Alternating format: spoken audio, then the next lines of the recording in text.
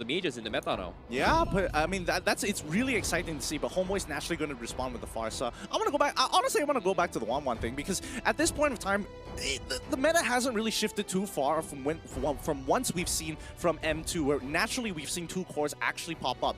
Maybe not so popular here in the MY region, but definitely in other regions we've seen it pop up multiple times. And I think, you know, in terms of lineup, what are you thinking here, Terrence? Because I'm leaning a little bit more towards Reborn's side, not because of the organization and my predictions or whatnot. I just think that they just have a very versatile lineup in a nutshell. I definitely agree as well. I like the Lapu Lapu pickup as well here. It is, after all, kind of in the meta as well. Occasionally not played by all regions, but it is really strong on the side lanes here as compared to Paquito. But I'm looking forward to see how Homeboys plays this Paquito. Is this going to be a side lane Paquito, or is this going to be a tank Paquito? But ladies and gentlemen, here, to start things off here, the first ever match in MPL Season 7 Malaysia. This is going to be the opening match here. Homeboys going up against Reborn Esports.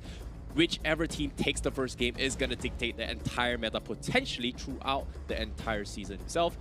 Well, I'm going to say here straight up, I feel like Reborn might take the first game, but I don't know. We don't want to be biased here. We got to watch the games here. Anything can happen. Ladies and gentlemen, here, this is going to be the first game ever here. We are witnessing the batches of the first day here. But starting us off, we are seeing a little bit skirmish here. We Anim and Isha going to be training a little bit of a high buys down to the bottom side here. Yeah, I want to see the lane assignments more importantly, especially for the Homeboys. This is going to show some preparation and experience. So it's going to be Benedetta up against the Esmeralda, Paquito up against Lapu Lapu. And this is very interesting because, again, we have to remember that, that Lapu Lapu, yes, he is strong, but he needs to hit that level 4 before he actually becomes a legitimate threat to the backline. Paquito, he's going to try and bully him as much as possible, and you can already see that the Homeboys want to play on towards his pressure on the top side. Yeah, it's interesting to see both teams actually mirroring each other's playstyle just by sending 2 people in the jungles and each lane having a single player soak up XP and go here. So it's interesting to see how they're actually playing it here.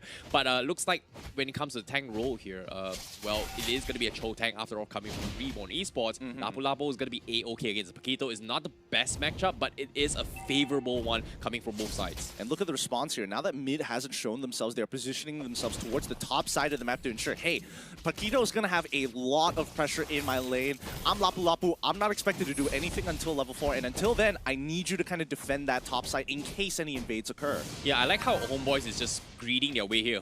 All hopes lies on Chibi being able to outfarm the Yishun scene. Occasionally, we do know that Yishun scene is able to outfarm a lot of these junglers. So in this case here, Reborn Esports, they're going to try and find a way to try and punish Chibi here. Look at this, half HP from the get-go. Chibi not having the easiest of time to get his rotations right here. Meanwhile, top side mid tries going for a couple outs here. Unfortunately, misses here, forces the flicker though from the side of Homeboys.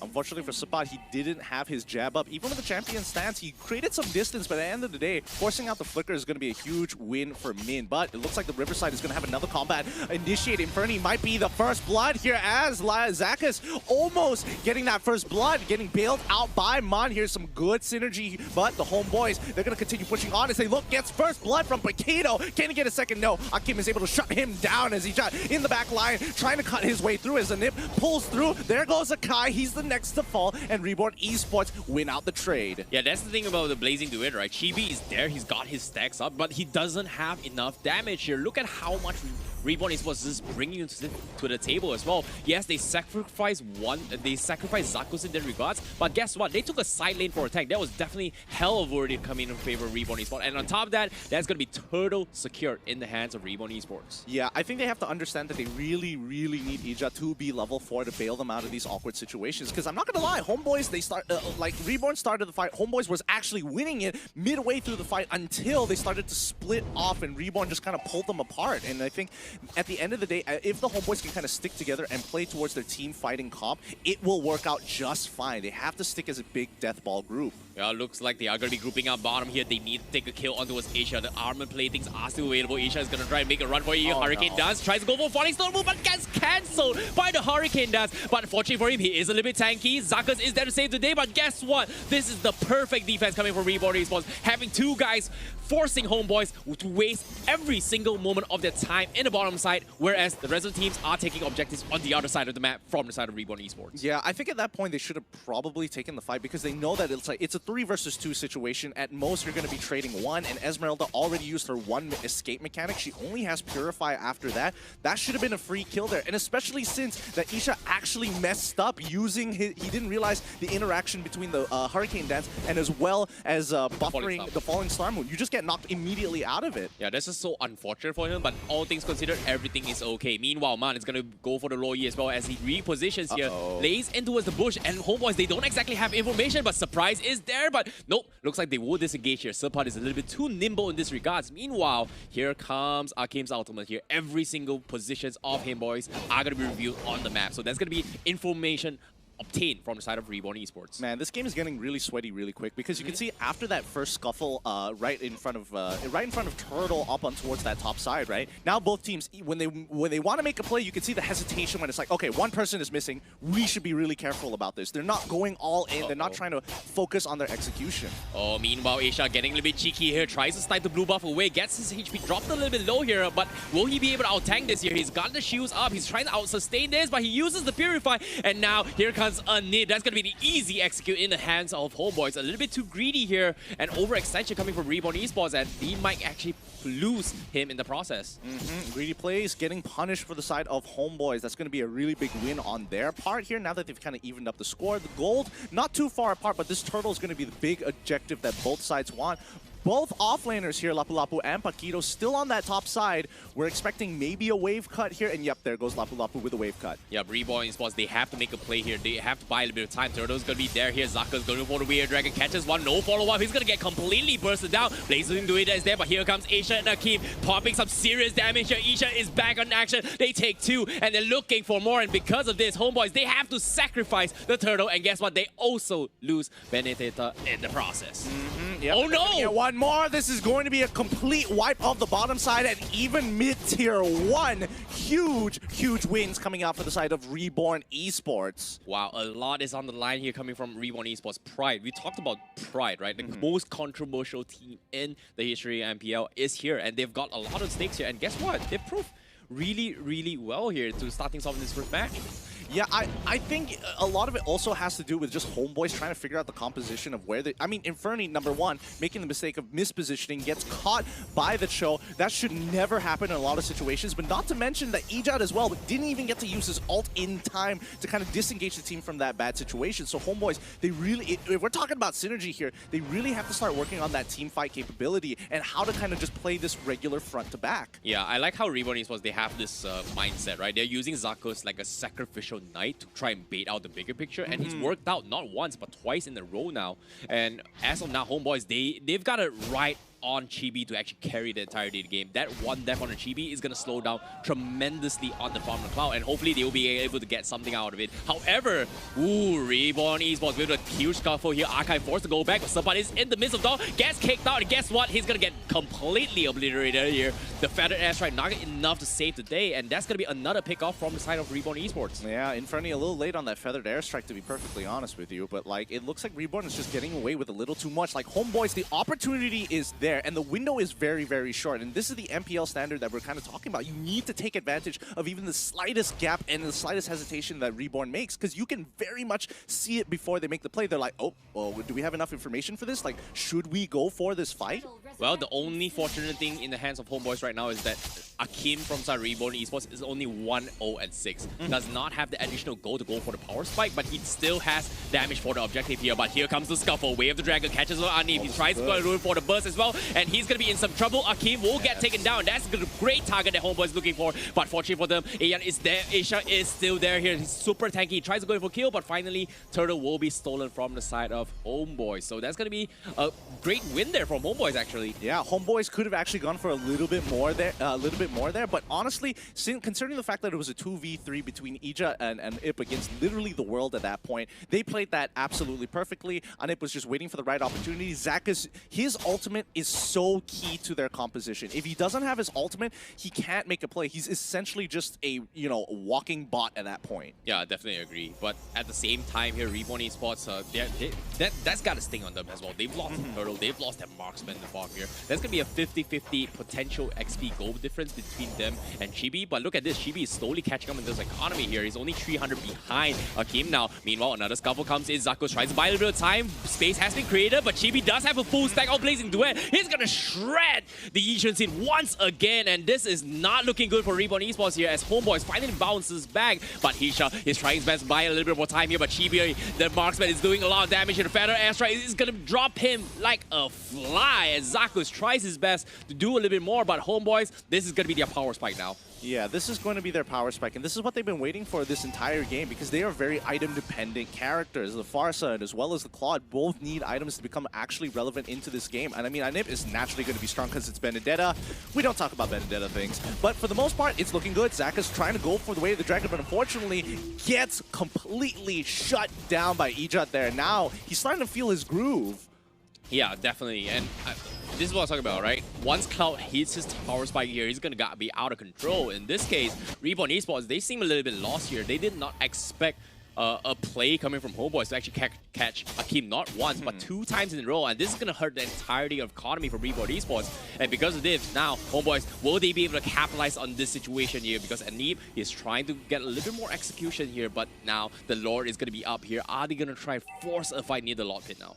Probably, but that's going to be the golden staff purchase coming in from Chibi, and that's going to be a huge item power spike. Necklace of Durance as well coming in from Infinity, making sure that both Esmeralda as well as the Lapu Lapu aren't going to get that maximum regen as possible, making them super less durable. Yep, Asia going to go for the wraparound here, fighting for the opportunity, but guess what? Chibi, he's got a full stack of Blazing Duet here, pops it out, but now the Lords gets secured by Chibi. He does the fantastic zone job here, and Asia is going to left out alone with his pants out in the open here, and Reborn Esports was in no position to contest that, and just like that, Homeboys takes the Lord, gets 2 kills. That's going to be a big win here coming from Homeboys. I like the forward thinking coming in from the Homeboys. They knew we're in position right now based on the information that we have. Okay, somebody is probably rotating towards the top side.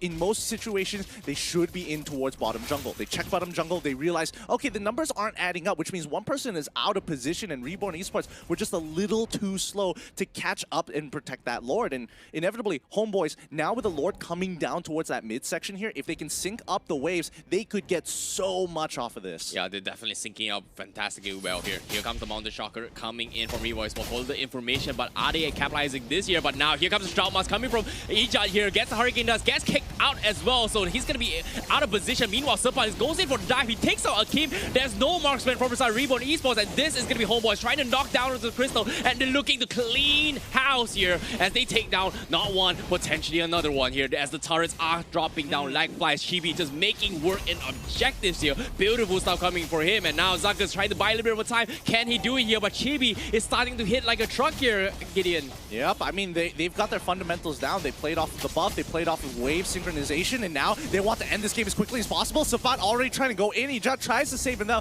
but Anip forcing out Man to retreat back into bases. They get their 3rd inhibitor of this game. It's looking good. Chibi is so huge off of this one power spike to try and end this game. Mountain Shocker comes on through, and finally Reborn gets some time to breathe. Oh, but to what extent here? This is going to be a slow and brutal death here, as all 3 of the out turrets are out for the count here for Reborn Esports here. They have to somehow find a way to shut down Chibi here, because as of now, Chibi, despite the early death, he's been able to get some huge plays here, and he got himself a lot of farm in this regards.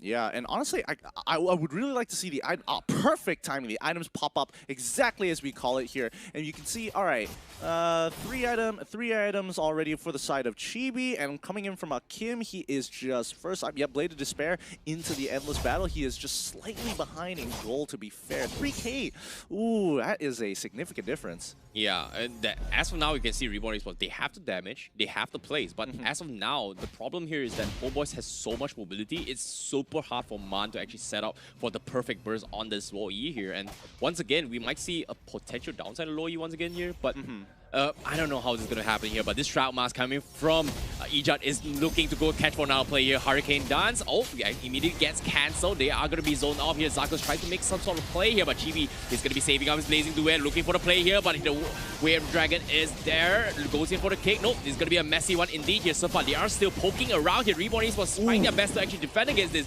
Zarkos gets taken down, but Sepa dropping a little bit too low, and surprise, surprise, Reborn Esports, they still somehow prevail. Great play coming in from Mon there. That is a lifesaver move, landing a huge AoE stun on all three members coming in from the backline of Homeboys. That really put them in the back burner here, because at the end of the day, the Homeboys are very much relying on Chibi and Inferni to dish out some good damage. Sapat, he's there for peel. If he gets into the backline and he's lucky enough to make contact with Akim, he's gonna one-shot him with no problems whatsoever. But his main objective is to keep those annoying tanks back. Yeah, definitely. And in this case here, Homeboys, they finally realized that, hey, Akim is not the biggest damage dealer here. In this case, Mun is gonna be the biggest threat here. So hopefully they'll be able to pick him off. But slowly but surely, Reborn Esports, they have the ability to actually out-sustain all the damage from Homeboys. All they gotta do is just buy time for this Lapu and as well as Isha. And surprise, surprise, they actually did it tremendously well. They've sacrificed Zarkos once again to stall out the game. And